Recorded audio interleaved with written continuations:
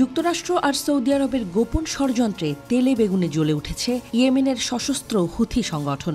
গাজা যুদ্ধের মাঝেই আরেক নতুন খেলায় মেতে উঠেছে ওয়াশিংটন।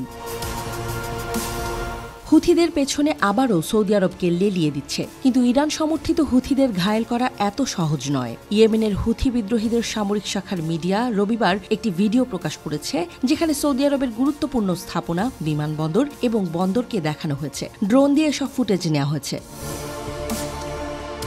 জাস্ট ট্রাই ইট শিরোনামের ভিডিওটিতে রিয়াদের কিং খালিদ আন্তর্জাতিক বিমানবন্দর, জেদ্দার কিং আব্দুল আজিজ আন্তর্জাতিক বিমানবন্দর, দাম্মানের কিং ফাহাদ আন্তর্জাতিক বিমানবন্দরের পাশাপাশি রাস তানুরা, জিজান এবং জেদ্দার বন্দরের ফুটেজ রয়েছে। ছবিগুলোর প্রকাশ হুথি নেতা আব্দুল মালিক আল হুথির একটি বক্তৃতার সাথে মিলে যায়, যেখানে তিনি সৌদি আরবকে সরাসরি সম্বোধন করে বলেছিলেন, আমেরিকা আপনাদের ফাঁসানোর চেষ্টা করছে এবং আপনি যদি তা চান তবে চেষ্টা করুন। যদি আপনি নিজের ভালো চান, দেশের ভালো চান, তবে আমাদের দেশের বিরুদ্ধে আপনার ষড়যন্ত্র বন্ধ করুন। হুথি নেতা আব্দুল মালিক আল হুথি সৌদি আরবকে হুঁশিয়ার করে জানিয়েছেন, আমেরিকা যদি আপনাকে ফাঁদে ফেলতে সফল হয় তবে এটি একটি ভয়ানক বোকামি এবং বড় ব্যর্থতা।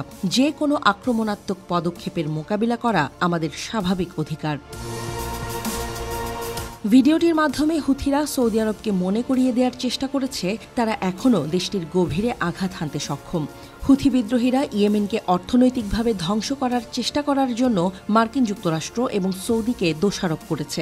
এই প্রসঙ্গে আল হুথি বলেন, আমেরিকানরা আমাদের বার্তা পাঠিয়েছে যে এটি সৌদি সরকারকে আক্রমণাত্মক পদক্ষেপে ঠেলে দেবে এবং সেই উদ্দেশ্যে সৌদি আরবে আমেরিকান সফর হয়েছিল। সানা থেকে ব্যাংক স্থানান্তর করার চাপ একটি উন্মাদ এবং বোকা পদক্ষেপ। বিশ্বের কেউ এইভাবে ভাবে না। আল হুথি জাতিসংঘ স্বীকৃত ইয়েমেন সরকার দ্বারা পরিচালিত এডেন ভিত্তিক কেন্দ্রীয় ব্যাংকের সিদ্ধান্তের কথা উল্লেখ করেছেন।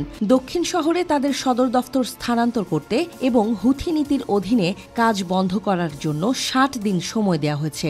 অন্যথায় মানি লন্ডারিং এবং সন্ত্রাস বিরোধী আইনে নিষেধাজ্ঞার সম্মুখীন হতে হবে।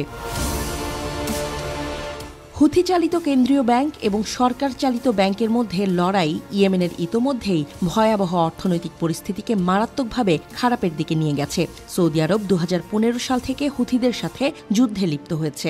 যখন রিয়াদ হুথি বিদ্রোহীদের অভ্যুত্থানের পরে অন্তর্বর্তীকালীন সরকারের পক্ষে হস্তক্ষেপ করেছিল। যুদ্ধটি ইতোমধ্যেই আরব বিশ্বের সবচেয়ে দরিদ্র দেশ ইয়েমেনে ব্যাপক ধ্বংসযজ্ঞের দিকে পরিচালিত করেছে। উভয় পক্ষের দ্বারা যুদ্ধাপরাধ সংঘটিত হয়েছে এবং পৃথিবীর সবচেয়ে খারাপ মানবিক সংকটের সৃষ্টি হয়েছে।